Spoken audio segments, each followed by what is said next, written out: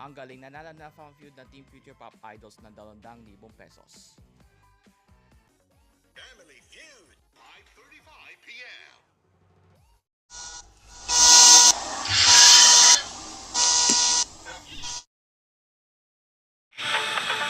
Welcome to my episode that is called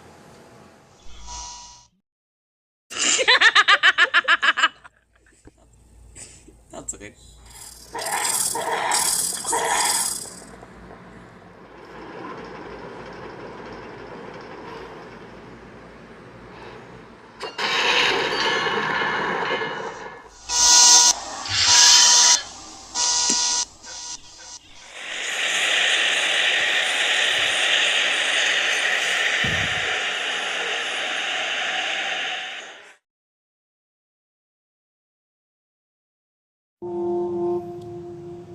Iran and Israel have stopped attacking each other after an appeal from US President Donald Trump. Both, though, say they'll resume hostilities if provoked. In a televised address, Israeli Prime Minister Benjamin Netanyahu says he told Trump Israel retains the right to self-defense. The latest tit-for-tat attacks are a threat to Washington's efforts to reach an agreement with Tehran to end the war. They also signal a clear message from Israel that no final agreement can be reached if Israel's interests are ignored. Foreign policy editor Don Durfee explains. So the question for the Trump administration is, at what point is it going to move from sharp rhetoric to actual action, right? I mean, are they going to punish Netanyahu in such a way that really does force him to stop? And there's no signs that the administration is ready to do that just yet. And now a new complication. Yemen's Houthis, which are backed by Iran, are now threatening to block Israeli shipping in the Red Sea. With the Strait of Hormuz still blocked, that could have a significant impact. The Houthis have previously disrupted shipping in that area, and it effectively forces ships to take the long route all the way south around the bottom tip of Africa and up. Much longer, it's much more expensive. So if they follow through on their threat to stop Israeli shipping, that could obviously spook other shippers who are not Israeli. They could also choose to, actually block the Red Sea, right? It doesn't take a lot. It just takes a few rockets fired at tankers passing through for shippers to decide they don't want to take the risk.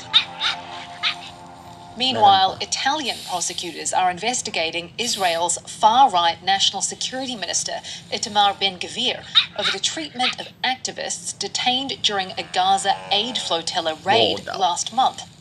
Prosecutors are looking into allegations of torture and kidnapping involving Italian citizens who were on the flotilla.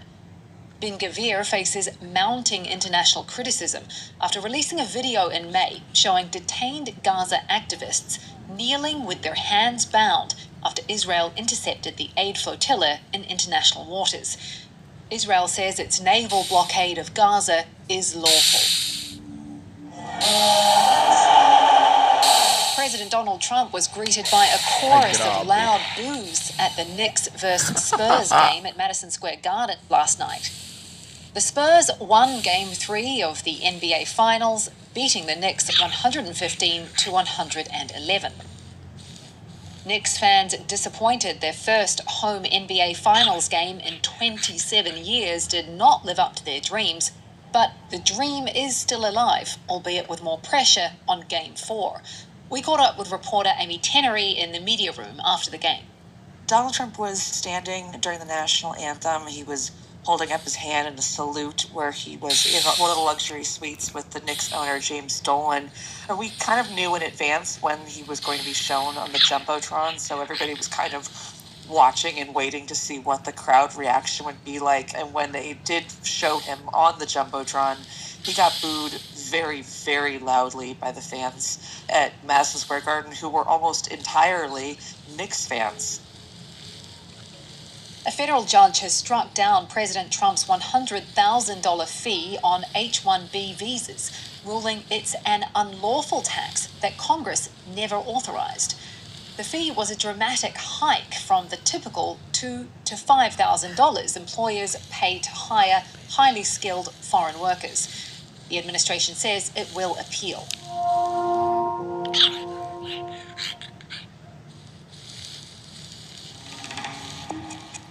voters in Maine head to the polls today to vote in the midterm primaries. The election was supposed to be pretty straightforward. Graham Plattner, an oyster farmer and former Marine, was the de facto Democrat candidate after former Governor Janet Mills dropped out of the race back in April. But then reports emerged about a since-covered tattoo that bore resemblance to Nazi symbolism, as well as sexually explicit texts to women outside his marriage, and other alleged, quote, toxic behavior toward past romantic partners. The issue highlights a challenge facing voters across the US this year. Do you vote for a candidate that represents your political views but has some troubling baggage? According to a new Reuters Ipsos poll, the answer for many is yes. Only 17% of respondents say his tattoo would stop them from voting for him if they could vote in Maine's election. Our reporter Svea Herbst-Bayless has been following the race and the controversy. In the wake of these reports coming to light about Graham Plattner, Republicans were quick to seize on the unsavory past, and yet at the same time, they are making no reference to candidates in their own party who also have issues in their past that are problematic for many voters. The Democrats seem to be hand-wringing about this issue much more than any Republicans. When Reuters reached out to the Plattner campaign a few days ago about these reports, we got nothing back specifically about these allegations and have only been told that the Plattner campaign has been and remains deeply humbled by the support and loyalty of the movement of voters in Maine. We know there are times when you expect more from Siri, so we've rebuilt Siri with powerful AI at the core. Apple's Mike Lindell unveiling the long-anticipated overhaul of Siri, calling it Siri AI. The company is attempting to play catch-up after lagging rivals like OpenAI and Google in the AI race. We caught up with tech reporter Stephen Nellis, who was at the Apple announcement event. So Apple is promising a Siri that knows everything it needs to know to be more helpful. So for example, if you're looking at your phone and you've got a picture of a coffee shop, you could say, how far away is that? And it might take some context from your location data. It may take some context from what's in the photo and tell you that's about a 5-minute walk. I think the promise here is that you'll have a Siri that will be eminently more useful, not just than the old Siri, but even than other chat services from other providers. But the trade-off being, it's really going to have to see everything that's going on across all your Apple devices. What it has that no other player in the technology industry has is knowing what's on the screen of your iPhone, knowing what's on the screen of your iPad, and knowing what's on the screen of your laptop if it's a MacBook.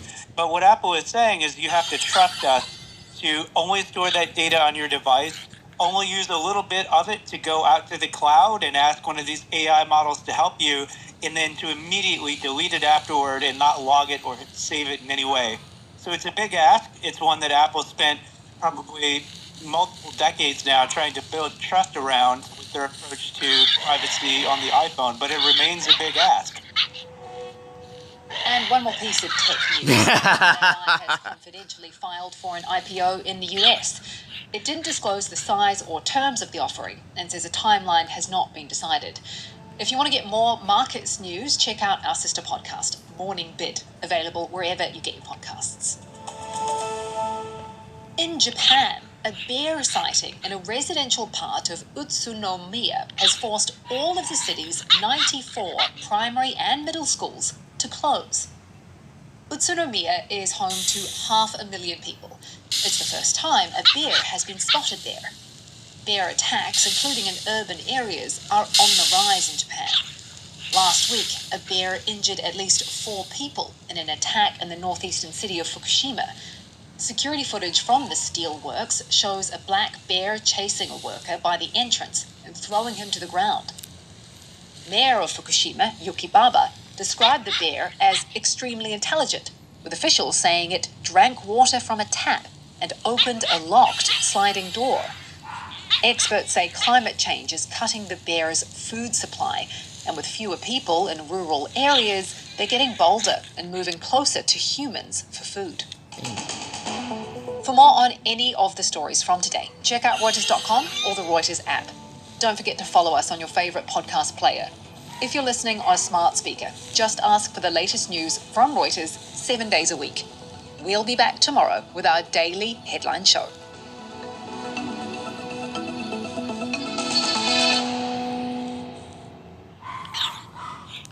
That's it for your news updates.